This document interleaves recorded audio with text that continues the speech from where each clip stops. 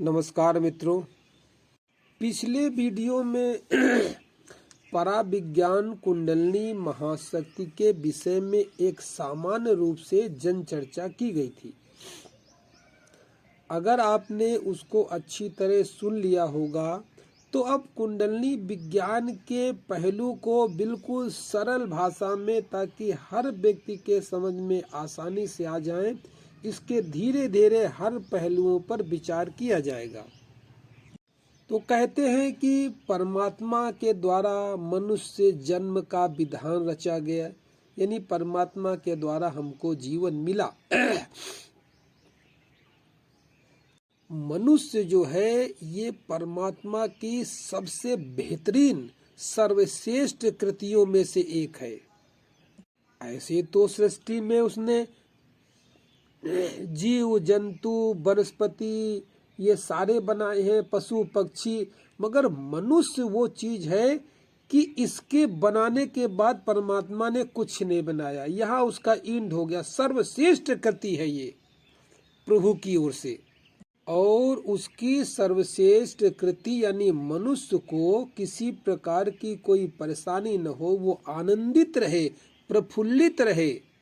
तो मनुष्य की अनंत कामनाओं की पूर्ति के लिए वो उसी के अंदर निवास करने लगा, यानी परमात्मा ईश्वर के अंदर ही निवास करने लगा। मतलब परमात्मा ने मनुष्य के अंदर स्वयं अपने परम तत्व रूप का बीज उसके अंदर रख दिया, इंसान के अंदर, मनुष्य के अंदर। और हम करते क्या हैं? परमात्मा भीतर बैठा है और बाहर हम निरंतर परमात्मा किसी कोई चीज मांगनी होती है, कोई मेरी इच्छा होती है, तो निरंतर इंसान भूल में बाहर ही भटकता रहता है। स्तुतियां पढ़ता रहेगा, चालीसाएं पढ़ता रहेगा, वो बाहर ही भटकता रहता है। लंबा समय बीतने के कारण मनुष्य जो है ये कई जन्मों से ये भूल ही गया है कि परमात्मा तो उसी के अंदर विराजमान है, उसी की शक्ति से तो सब हो रहा है। और जो मनुष्य प्रार्थनाएं कर रहा है तो विस्मरण के कारण, भूल के कारण भीतर ही बैठा जो एक परमात्मा रूपी एनर्जी है वही अज्ञान के रूप में ही प्रार्थना कर रही है। मतलब वो सुप्त मात्रा में है, इसलिए प्रार्थना कर रही है।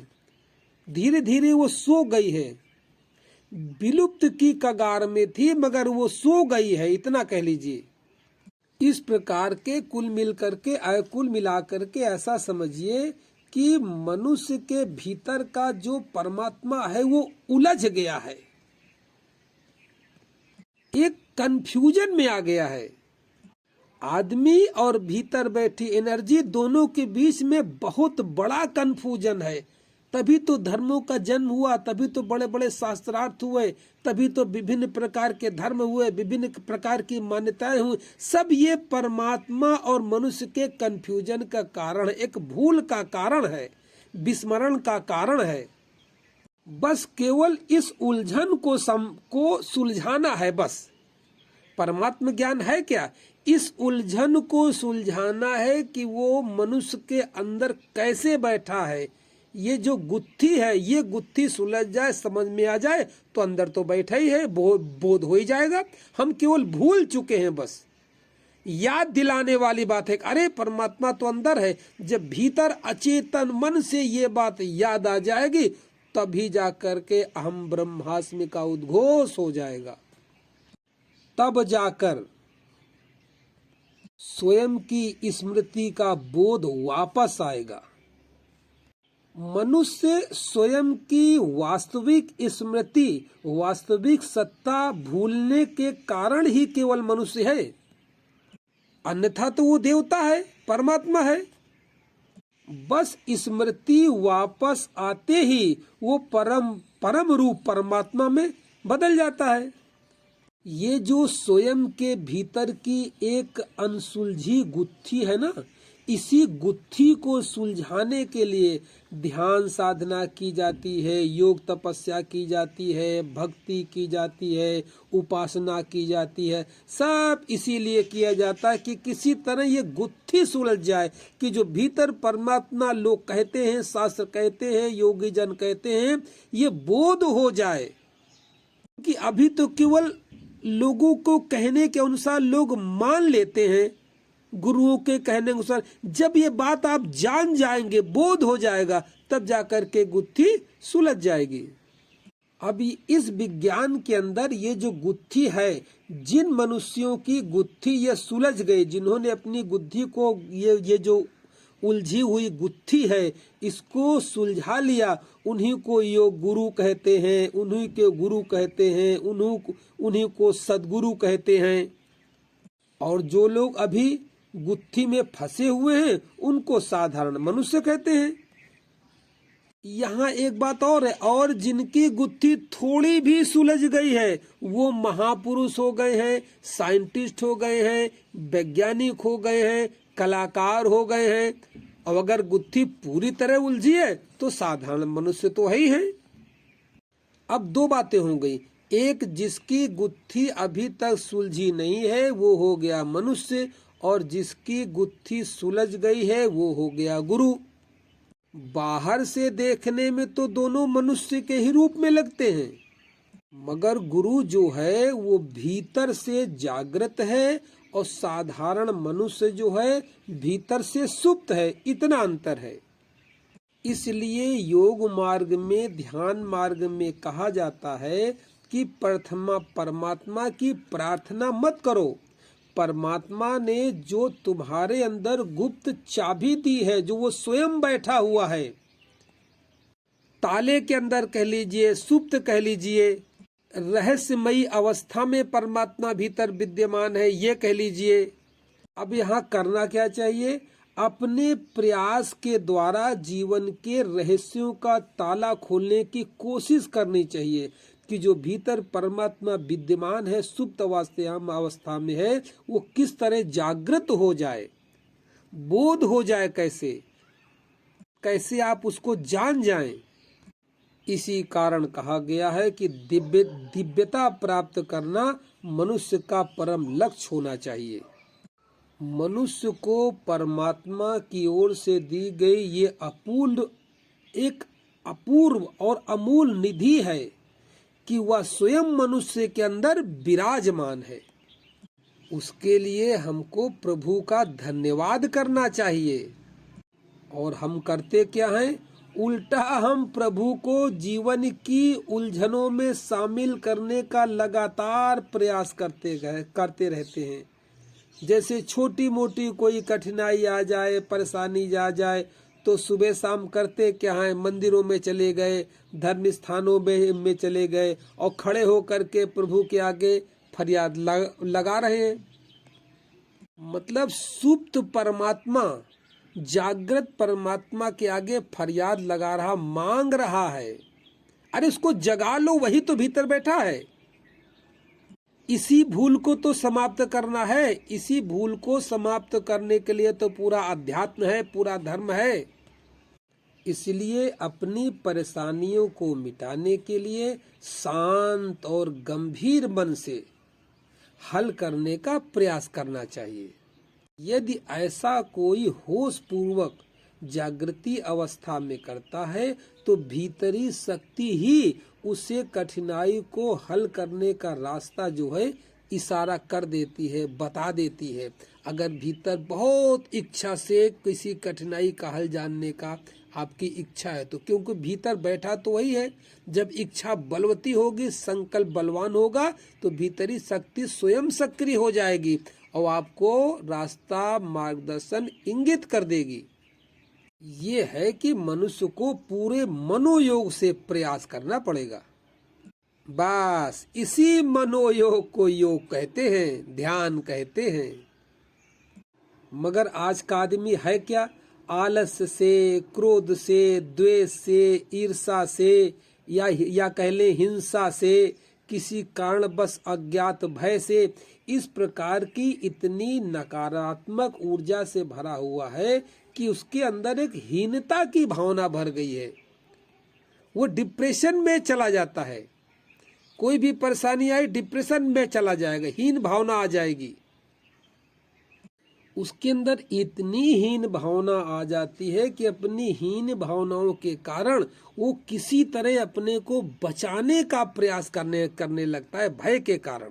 और वक्तव्य भी कैसे कैसे देता है, देखिए कि हम छोटे हैं, तुच्छ प्राणी हैं, परमात्मा तो विराट है, उपकारी है, सब कुछ करने में समर्थ है, हम कहाँ, हम तो निसहाय हैं, असमर्थ हैं, तो फिर हम क्या कैसे कर सकते हैं। बस इतना कह के सारा काम वो परमात्मा के ऊपर छोड़ देता है। इसलिए योग कहता है कि अब तुम उठो और कुछ करो, क्योंकि सभी काम अगर परमात्मा को ही करने थे तो परमात्मा स्वयं मनुष्य के अंदर अपने बीज रूप में क्यों आया। इसलिए योग कहता है कि केवल प्रार्थनाएं ही मत करो, होश में आकर के कर्म करो। तुम अपने आत्मबल से खड़े होने की कोशिश तो करो। अगर तुमने कोशिश कर लिया तो भीतर वही तो बैठा है तुम्हारी मदद के लिए, सहारे के लिए, भीतर से खड़ा हो जाएगा। तुम एक कदम बढ़ाओगे, परमात्मा 1000 कदम बढ़ा के तुमको खींच लेगा। तुम एक कदम तो बढ़ाओ, और तुम बिना एक कदम बढ़ाए पहले ही निराशा से भर जाते हो। मनुष्य जाति के लिए अब बहुत सुंदर समय आ गया है, कलयुग आ गया है। कलयुग में परमात्मा शक्ति बहुत जल्दी सक्रिय होती है। तो सोते से उठो, जगो, और तुम्हारे भीतर जो परमात्मा बीज के रूप में पड़ा हुआ है उसको अंकुरित होने का मौका दो। ध्यान से अंकुरण होगा, उपासना से अंकुरण होगा, तुम सहयोग तो दो। आदमी का जो अहंकार होता है यही परमात्मा के अंकुरण में सबसे बड़ी बाधा है। अगर मनुष्य ने परमात्मा बीज को अंकुरण होने में सहयोग दिया तो एक दिन क्या होगा, यही स्वयं का बीज कल्प वृक्ष बन जाएगा और सभी मनोकामनाएं जो होती है उनका पूर्ति करने का एक माध्यम बन जाएगा, कारण बन जाएगा। मतलब मनोकामनाएं पूरी करने का जो वृक्ष होता है उसका शास्त्रों में नाम रखा है कल्प वृक्ष। तो अगर भीतर का तुम्हारा परमात्मा जग जाएगा, तुम्हारी शक्ति जग जाएगी, तुम्हारी कुंडलनी जग जाएगी, तो तुम कल्प वृक्ष के रूप में खड़े हो जाओगे। सब मनोकामनाएं पूरी हो जाएंगी, सब मतलब सब। इसीलिए कहा गया है कि कुंडलनी भोग और मोक्ष दोनों एक साथ प्रदान करती है। इस लोक का भी सब सुख मिल जाएगा और उस लोक का भी सब सुख मिल जाएगा। कल्प वृक्ष सब कुछ प्रदान करता है। मगर तुम उठो तो, जगाओ तो, सुप्त पड़ी है।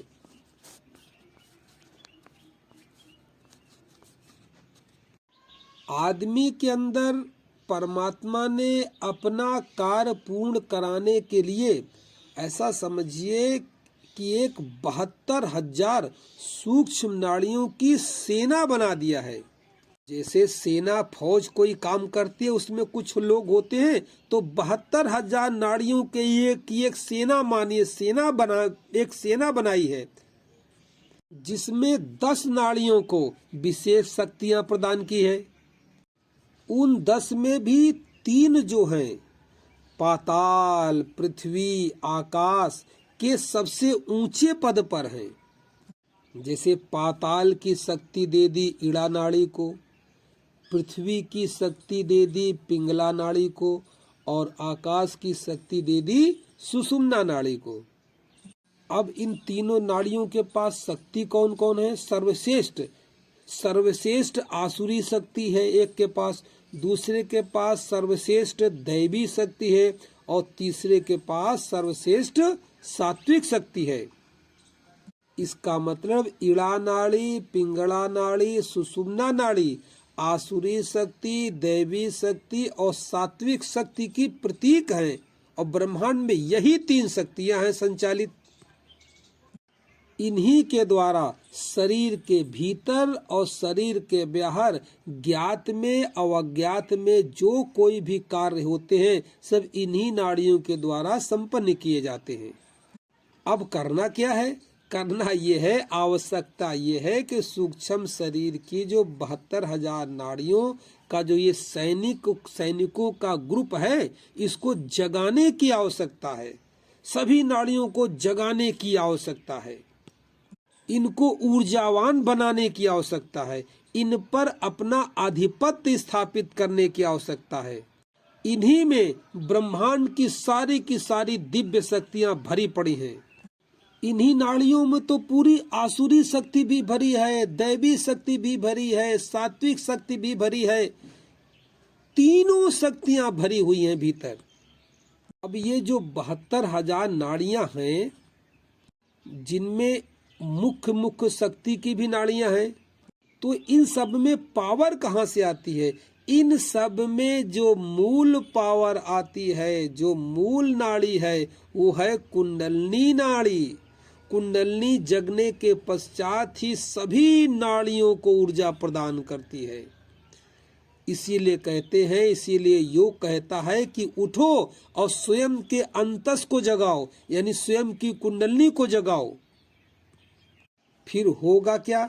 फिर होगा ये कि अब जगने के पश्चात अब अगर तुम्हारे मन में कोई संकल्प आया, किसी कार्य के प्रति कोई तुमने कल्पना बनाई, तो वो कल्पना सारी नाड़ियों में तरंगित हो जाएगी। यानी तुम्हारे विचारों की कल्पना जो है, अगर कुंडलनी जग रही है, जागृत है, तो उसके अंदर, तुम्हारे अंदर अगर किसी कामना को लेकर के, कोई विचार को लेकर के कोई तरंग पैदा होती है, तो वो तरंग समस्त नाड़ियों में तरंगित हो जाएगी और सभी जितनी नाड़ियां हैं उस कार्य को पूरा करने में चारों ओर से इकट्ठी होकर के आतुर हो जाएंगी, संलग्न हो जाएंगी। क्योंकि ऐसा क्यों? क्योंकि भीतर आदेश तो तुम ही ने दिया है और तुम ही जगे हुए परमात्मा हो। इसी कारण कुंडलनी जागरण वाला व्यक्ति, योगी साधक, जब कोई मन में विचार करता है, कल्पना करता है, तो बाहर संसार में वो कल्पना साकार के रूप में परिवर्तित हो जाती है। मगर ये आदेश जो देना है, ये अहंकार मत समझ लीजिए कि कोई अहंकार में आदेश दे दे। ये जो भीतर से एक कार्य पूर्ण करने की भावना निकलेगी, ये निरअहंकार पूर्ण आदेश होगा, किसी अहंकार से नहीं, निरअहंकार पूर्ण आदेश होगा और आंतरिक मौन से निकलेगा। इच्छा शक्ति जरूर बलवान होगी, सकारात्मक सोच के साथ निकलेगा, इच्छा शक्ति के साथ निकलेगा।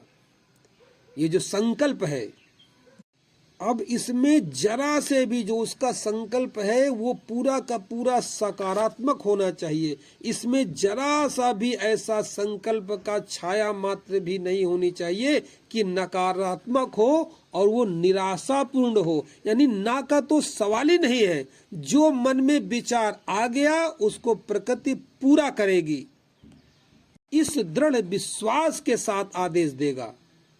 उसका आदेश समस्त 72,000 नाड़ियों में गुजरेगा जो पहले से चैतन्य हैं, और वही ब्रह्मांड में साकार रूप लेकर के उसकी मनोकामनाओं की पूर्ति करेंगी, चाहे वो लौकिक मनोकामना हो, चाहे वो पारलौकिक मनोकामना हो। इसीलिए योगी कहते हैं कि जिसने अपने हृदय के मंदिर में प्रार्थना करने की कला जान ली, संकल्प करने का सूत्र पता कर लिया, वह व्यक्ति बाहरी किसी भी मंदिर से कभी भी संतुष्ट नहीं हो सकता है। बस यही योग की समस्त सिद्धियों का राज है। सिद्धियों का जो चमत्कार है उसका आधार ही यही है, संकल्प और दृढ़ इच्छा शक्ति और कुंडलनी का जागरण। चेतना का जागरण। बस यहीं से दुआएं भी फलीभूत होती हैं, आशीर्वाद भी फलीभूत होते हैं।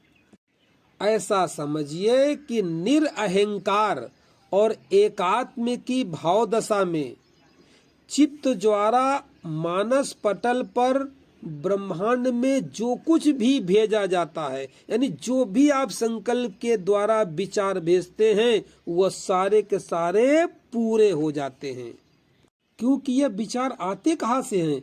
अरे उस समय निराकार की दशा में भीतर का जागृत परमात्मा, जागृत कुंडलनी ही तो विचारों को जन्माता है और बाहर अस्तित्व में अपना काम पूरा करवा लेता है।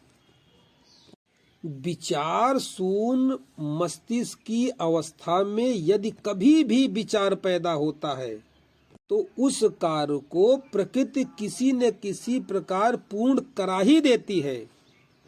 अब जब कोई साधक सत्य के मार्ग पर चलता है तो पूरी कायनात हर समय हर प्रकार से उसकी मदद करने को तैयार खड़ी रहती है, किसी रूप में मदद हो जाए उसकी। उससे कोई भी परेशानी आए तो ऐसा कोई सूत्रपात बन जाता है कि अपने आप मदद उसको मिल जाती है। इस शरीर रूपी पिंड के अंदर ब्रह्मांड की, यूनिवर्सल की जो महाशक्ति है, आध्यात्मिक ऊर्जा के रूप में विद्यमान है, उसी को तो कुंडली महाशक्ति कहते हैं। बाहर वो शक्ति है अदृश्य में और भीतर वही नाड़ी के रूप में है। यह मनुष्य के सूक्ष्म शरीर के अंदर बहने वाली अनंत ऊर्जा है, मगर यह सूक्ष्म शरीर में बड़े रहस्यात्मक अवस्था में और गुप्त अवस्था में रहती है। जो जन सामान्य रूप में अगर कहा जाए तो जन सामान्य जनरल अवस्था में यह सोई हुई अवस्था में रहती है, सुप्त रहती है। इसी शक्ति का जागरण करना धर्म के क्षेत्र में, अध्यात्म के क्षेत्र में योगियों का मुख्य लक्ष्य होता है। कुंडलिनी ऊर्जा मनुष्य के सूक्ष्म शरीर में होती है और यह रहस्यमयी अवस्था में गुप्त और सुप्त ऊर्जा रहती है। इसी को जगाना कुंडलिनी जागरण है, इसको सक्रिय करना कुंडलिनी जागरण है। विज्ञान की भाषा में इसे आप ह्यूमन इलेक्ट्रिसिटी भी कह सकते हैं कि ऐसे ये सुप्त है, ये मानवीय विद्युत भी है, यही जीवन की ऊर्जा का स्रोत भी है और यही ब्रह्मांड की विराट ऊर्जा भी है। यह एक ऐसी अग्नि के रूप में कल्पना करिए, ऊर्जा के रूप में कल्पना करिए कि अग्नि तो हो मगर वहां पे धुआं बिल्कुल न हो, धुआं रहित अग्नि है कुंडलिनी। बाहरी जगत में जो आप इलेक्ट्रिक देखते हैं, विद्युत देखते हैं, तो विद्युत के सारे गुण, सारा गुण, सारे ऊर्जा, इसकी गति सब इस कुंडलिनी शक्ति में समाई हुई है। कुंडलिनी के विषय में आज काफी सामान्य भाषा में चर्चा हो गई। इसके आगे की अगली चर्चा को सुनने के लिए, समझने के लिए मेरे चैनल को अभी सब्सक्राइब कर दीजिए, बेल आइकन ऑल पे घंटी दबा दीजिए। इससे क्या होगा, जब इसकी चर्चा, आगे की चर्चा की जाएगी तो तुरंत आपके पास नोटिफिकेशन आ जाएगा। चर्चा इतनी लंबी है, विस्तार से है कि अगर धीरे धीरे इसको समझा जाए, समझ करके चला जाए तो मैं समझता हूँ कि 7 या 8 वीडियो तो बन जाएंगे। चर्चा सुनने के साथ साथ अगर कोई साधक प्राइमरी स्तर से कुंडलिनी जागरण का ध्यान, अजपा साधना करने का इच्छुक है तो जूम ऐप और गूगल मीट ऐप पर उसकी व्यवस्था भी है, दैनिक बैठ करके अभ्यास कर सकता है वो। मेरा मोबाइल नंबर है 9897727441, स्वामी अंतर्ध्यान, देहरादून।